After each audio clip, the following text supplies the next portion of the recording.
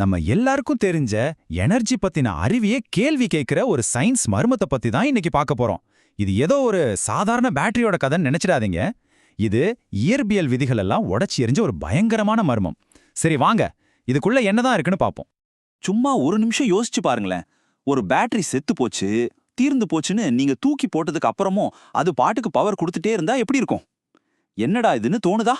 ஆமா, இதுதான் நாம இன்னைக்கு அலச போற இந்த மர்மத்தோட முக்கியமான கேள்வி. ஆச்சரியப்படுறதுக்கு ரெடியா இருங்க. கெமிக்கலா பார்த்தா அந்த பேட்டரி முழுசா காலி. ஆனா வெளியில இருந்து எந்த ஒரு பவரும் இல்லாம அதுவா தொடர்ந்து 1-2 நாள் இல்ல, முழுசா 28 நாளா பவரை ஜெனரேட் பண்ணிக்கிட்டே இருந்திருக்கு. அடேங்கப்பா, எப்படி இது சாத்தியம்? இப்போ இருக்கிற பிரச்சனை என்னன்னா, நமக்கு தெரிஞ்ச சாதாரண பிசிக்ஸ் விதிகளை வச்சு இதை விளக்கவே முடியல. அதனாலதான் நாம இன்னும் ஆழமா, அதாவது அணுவளவுக்குள்ள போய் குவாண்டம் உலகத்துல பதில தேட வேண்டி இருக்கு. சரி, அந்த டெட் பேட்டரி செல்லுக்குள்ள என்னென்ன க்ளூஸ் இருக்குன்னு பாப்போமா? இந்த ஆய்வுல பாத்தீங்கன்னா 3 முக்கியமான கார்பன் ஐசோடோப்ஸ் தான் ஹீரோஸ். கார்பன் 12, கார்பன் 13, அப்புறம் ரொம்ப ரொம்ப முக்கியமான கார்பன் 14. இது கூடவே ஒரு மர்மமான ஐசோடோப் ஃபோர்ஸ் பத்தியும் பேசுறாங்க. அதாவது இந்த ஐசோடோப்ஸ்களுக்கு நடுவுல ஏதோ ஒரு தெரியாத எனர்ஜி டிரான்ஸ்ஃபர் நடக்குது. ஒருவேளை அதுதான் இதுக்கு காரணமா இருக்குமோ? இதுதான் நம்ம புதிர விடுவிக்க போற முதல் க்ளூ. சரி, இங்க உண்மையிலேயே என்னதான் நடக்குதுன்னு புரிஞ்சுக்கணுமா?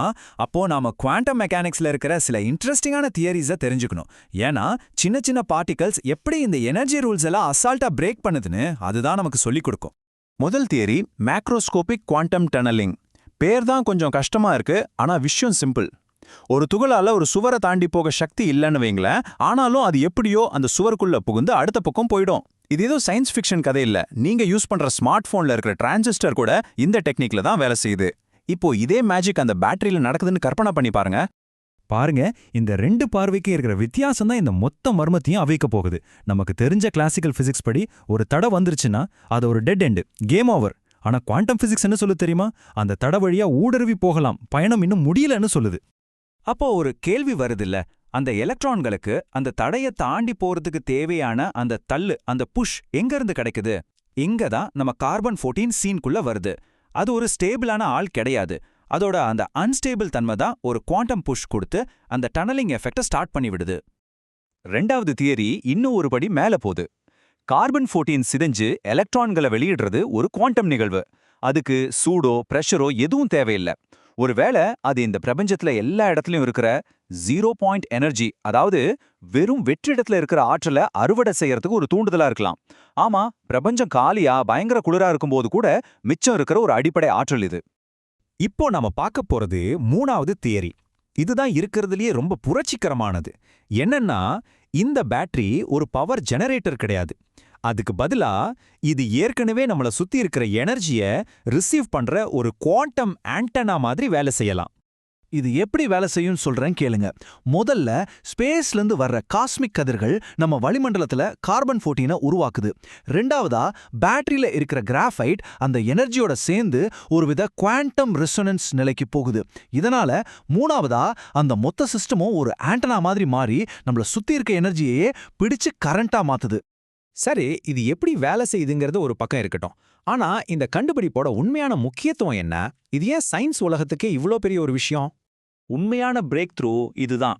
இது மாதிரியான குவாண்டம் நிகழ்வுகள் எல்லாம் இதுக்கு முன்னாடி -டிகிரியில பயங்கரமான குளிர்ல மட்டும்தான் சாத்தியம் நம்பிட்டு இருந்தோம். ஆனா இந்த சோதனை அதையெல்லாம் உடைச்சு ஒரு சாதாரண ரூம் டெம்பரேச்சர்லயே நடத்தி காட்டியிருக்கு. இது உண்மையிலேயே ஒரு புதிய சகாப்தத்தோட ஆரம்பம். இந்த ஒரு வரி இந்த கண்டுபிடிப்போட மொத்த சாராம்சத்தையும் சொல்லுது. நம்ம சாதாரண பிசிக்ஸ் இத்தோட எல்லாம் முடிஞ்சதுன்னு சொல்ற இடத்துல குவாண்டம் பிசிக்ஸ் இல்ல, கதை இப்பதான் ஆரம்பிக்குதுன்னு சொல்லுது. கடைசியா இந்த பெரிய பிரேக் த்ரூ நமக்கு என்னென்ன அற்புதமான எதிர்கால வாய்ப்புகளை திறந்து விட போகுதுன்னு பார்க்கலாம்.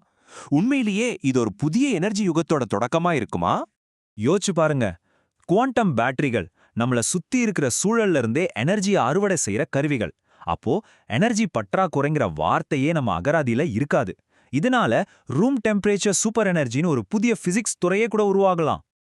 இப்போதைக்கு இந்த ஆய்வு நம்ம முன்னாடி ஒரு பெரிய கேள்வியை வச்சுட்டு போகுது.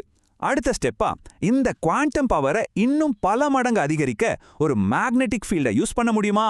இதுக்கு கிடைக்க போற பதில் தான் நம்மளோட எனர்ஜி பற்றிய மொத்த எதிர்காலத்தையுமே மாத்தி எழுத போகுது.